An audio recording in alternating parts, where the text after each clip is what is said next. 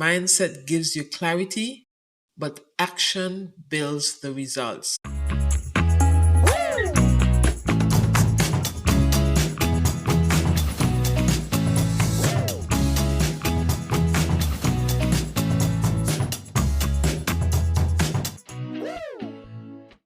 Hey, financial family. Welcome back to season 3 of the Financial Flourish Podcast. I'm your host, Michele Pemberton CPA and financial educator. And I'm so excited you're here because this season is about one thing: movement. If you've been with me since season 1, you know that this podcast is about financial freedom, and financial freedom is about having enough resources to live your life how you want to live it. And remember that financial freedom looks differently for everyone. We started this journey laying the foundation about money and finances, how we think about money, and talking about money, especially as it relates to women. We touched on those childhood toxic money messages we inherited and how our beliefs shape our finances. We expanded these ideas in season 2 by exploring how our mind works and highlighted mindset tools like visualization, affirmations, and journaling, and using them to renew our money identity. We had 2 amazing psychiatrists, Dr. Kelly Singletary and Dr. Monique Upton, who were instrumental in helping us peel back the issues and come up with solutions. The response for the past 2 seasons was great. And now, here in season 3, we are putting it all in motion. Mindset is only the first step, because once your mindset shifts, you must move. And that's what this season is about. We're taking the beliefs we've reprogrammed and we're putting them into daily actions that build true wealth. Wealth that's about money, yes, but also about faith, freedom, and legacy. The theme for this season is wealth in action, building faith, freedom, and legacy. This isn't just about thinking differently anymore. It's about living differently, building habits, and creating systems that will move you towards your financial freedom. And for those of you who are brand new, welcome. I encourage you to go back to seasons 1 and 2 to get a better understanding of why you handle money the way you do and find the solutions to make that money mindset shift. I'll give you the real talk, some laughs, and plenty of practical steps you can do today. Now let's talk about what to expect from this season. A rebooted mindset without movement is just daydreaming. You can sit in your room all day saying, I'm wealthy, I'm wealthy, I'm wealthy. But if you never check your bank account, if you never set up a savings plan, if you never build an income stream, guess what? Nothing changes. A rebooted mindset without action is like buying sneakers but never running in them. They look good, but they're not taking you anywhere. Or what about that gym subscription you have, but you do not know the last time you went to the gym? You believe the gym can help you, but you have not gone. So you're not being helped. The results? You decide. This is actually a good example because this is a double whammy for your financial freedom. You're throwing money away and you're not improving your health. More on that in a later episode. Someone said to me lately, Michele, I've done the affirmations, I've journaled, I even feel less anxious about money, but my bank account still doesn't look the way I want it to. And my answer? That's because mindset gives you clarity, but action builds the results. Think of it like planting a garden. Season 1 was about gathering information and securing the land.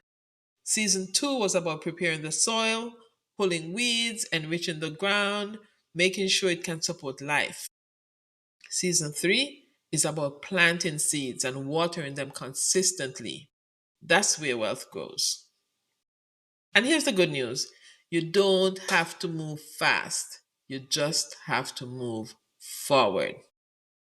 I understand that analogy because my grandfather was a farmer, and I can remember as a child seeing him do all these things: gather the information, plan where he will plant everything, the timing of the planting, plant the seeds or the slips, water the plants, fertilize the soil, trim it, just name it. And then he ended up reaping fruits and vegetables.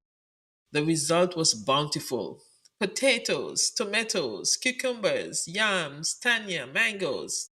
It was a process that did not happen overnight. It was a process that called for movement and resulted in fruits, pun intended, and he reaped the fruits of his labor. This season, I want to help you bridge the gap. We'll talk about multiple income streams because one paycheck is too fragile. Debt strategies that don't suck the joy out of your life, giving and generosity as part of wealth, and also building a legacy so that the next generation can also flourish. But don't worry, I hope it's not going to be boring or textbook like. I'm going to try to make it fun, interactive, and relatable. I'll be pulling stories from my own life, from clients I've helped, and from everyday moments you'll recognize. And we'll have some guests join us on the podcast as well. So, there are some ways you can turn lessons from season one and season two into action. Take toxic money messages that you've inherited, replace them with positive scripts, and align your budget with values. Visualization, we spoke a lot about this. So, saying you have enough today and building for tomorrow is good, but pair that with auto saving transfers. What about affirmations? You speak them daily, but you have to back it up with automatic actions. Journaling is good, but you need to track your small wins weekly and celebrate them. You need to ask the right question. So instead of saying, we can't afford that, ask, how can we afford that? You'd be surprised how you can free up money for things you need. One of the reasons we do not move is because we want that big oomph. In my previous life, I worked in a bank, and I can recall persons coming into the bank, low income persons coming into the bank every week and depositing $20 in their savings account. And I remember one of the tellers saying one day to us, he comes to the bank to deposit $20. She thought it was small and a waste of time. But guess what? At the end of 1 year, he had more than $240 because the magic of compound interest was also working for him. Do not despise small beginnings. The completion of a marathon starts with the first step. And by the way, these are small amounts for persons who cannot afford more. But if you are at a phase in your life where you can start off with more, please increase that amount and watch that wealth grow. Now, the movement mindset is about progress, not perfection. So don't wait until things are perfect to start moving. Consistency beats intensity every time.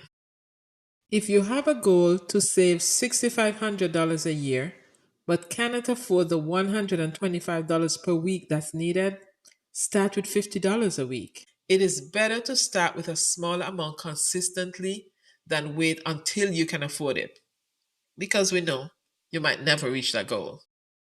Small weekly savings add up to thousands. Remember, life is not perfect. Well, at least not mine. Leave me a comment if your life is perfect, please. I had a friend who I invited to walk with me. I do walking for my exercise. And she said that she couldn't because she's looking for the perfect walking sneakers. In the meantime, she had a closet filled with sneakers.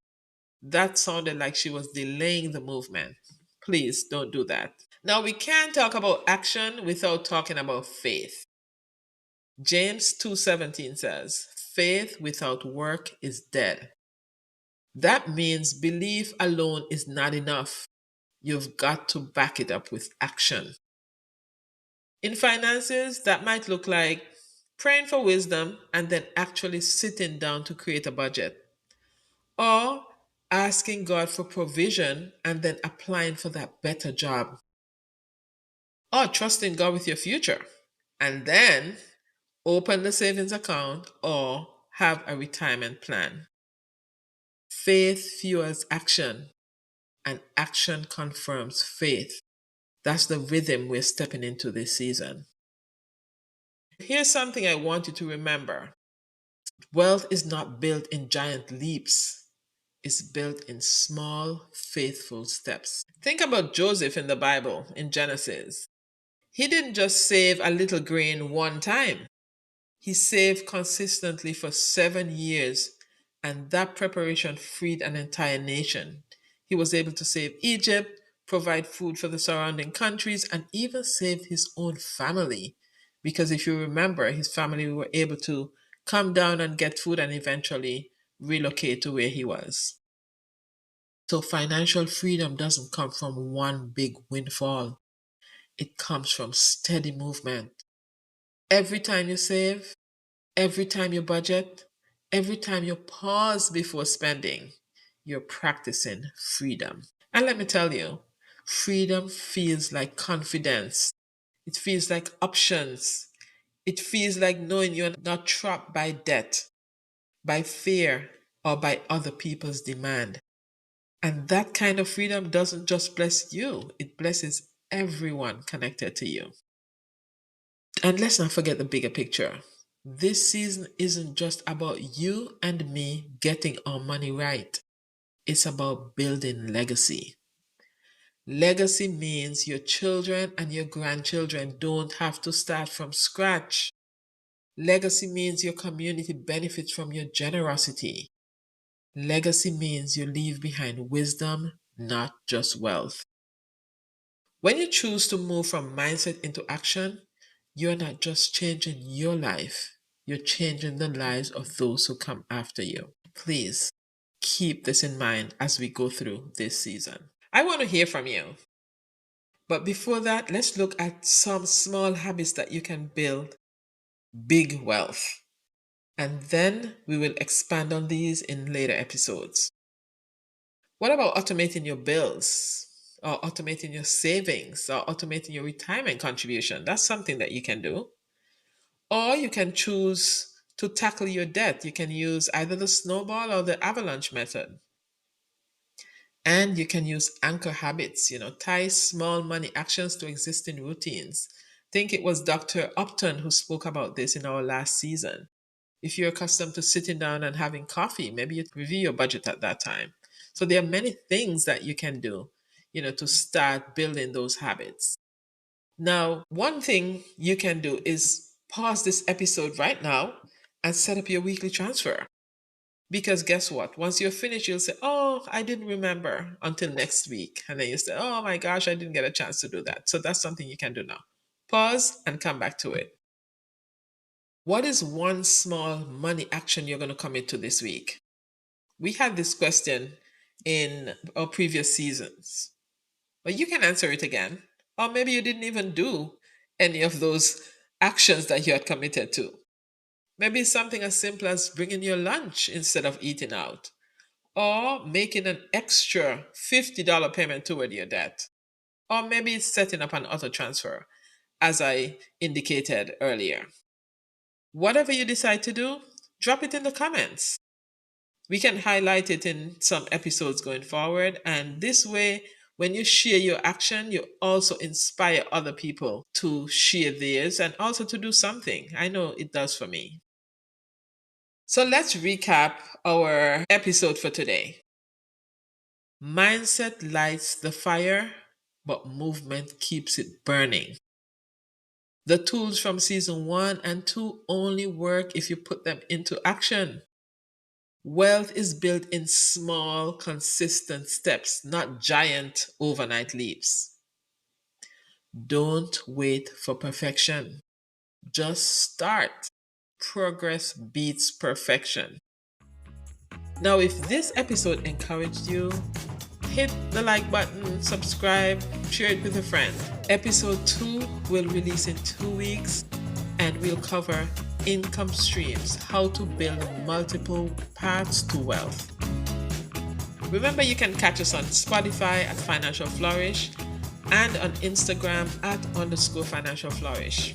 I'm so looking forward to hearing from you. And if you want to be featured on our podcast, send us a DM. We'll be glad to have you. Until then, remember, money is more than math. It's movement. So until next time, start moving, start saving, and don't forget to flourish.